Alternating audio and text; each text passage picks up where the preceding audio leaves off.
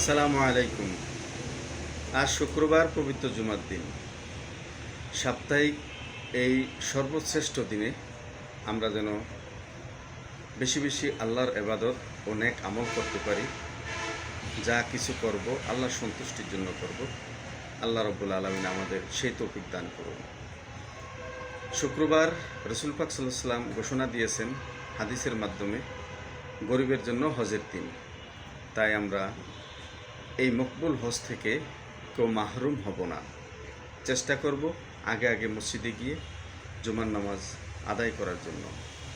আল্লাহ আমাদের পবিত্র জুমা এবং মকবুল হজ আদায় করার তৌফিক দান করুন। আর এই দিনের বিশেষ ফজিলত হলো, আসরের নামাজের পর যে ব্যক্তি একই বৈঠকে ৮০ বার দুরূদ শরীফ পাঠ করবে, আল্লাহ রাব্বুল আলামিন তার ৮০ বছরের নকল ইবাদতের সওয়াব দান করবেন। আল্লাহ রাব্বুল আলামিন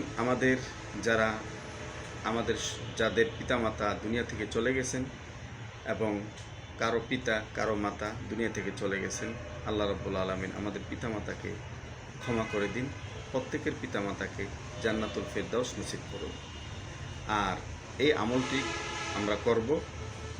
আমরা প্রত্যেকেই ৩ বার সূরা ফাতিহা, আসরের নামাজের পর ৩ বার সূরা ফাতিহা, ১০ বার সূরা ইখলাস, ১১ বার দরুদ শরীফ পাঠ করব এবং পৃথিবীর সকল মুসলমান ইমানদার পিতামাতাদের জন্য আমরা দোয়া করব যেন আল্লাহ রাব্বুল আলামিন আমাদের পিতামাতাকে ক্ষমা করে দেন।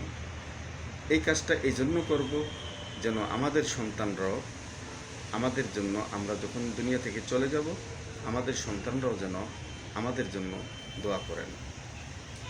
সন্তানের দোয়া পিতামাতার জন্য যেমন তাড়াতাড়ি কবুল হয়, তেমনি পিতামাতার দোয়াও সন্তানদের জন্য তাড়াতাড়ি কবুল হয়।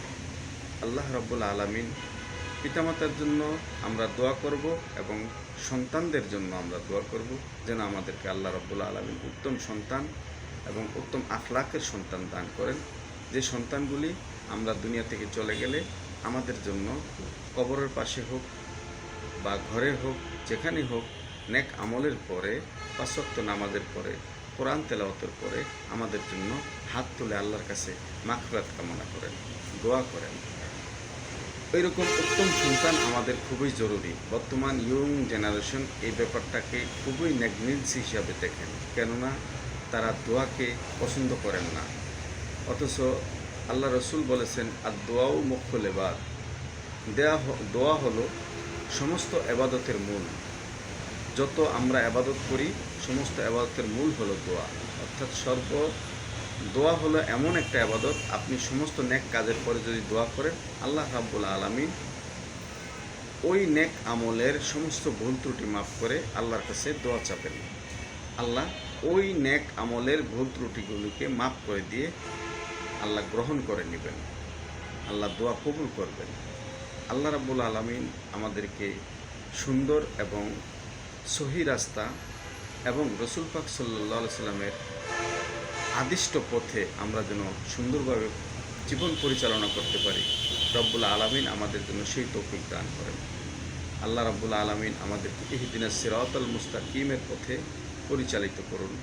যেহেতু পূর্ববর্তী যত হেদায়েতপ্রাপ্ত ব্যক্তি, হেদায়েতপ্রাপ্ত আলেম ওলামা, হেদায়েতপ্রাপ্ত সাহাবিগণ এবং নবী রাসূলগণ এবং আল্লাহর অলিগণ যারা চলে গেছেন, আমাদেরকে সেই নেক ও হেদায়েতপ্রাপ্ত আল্লাহর অলিগণের মতো আমাদেরকে কবুল মঞ্জুর করে নিন।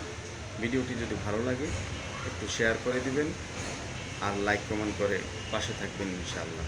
সবাইকে আন্তরিক ধন্যবাদ। আল্লাহ রাব্বুল আলামিন সবাইকে সুস্থ রাখুন। দোয়া ও ভালোবাসা রইল।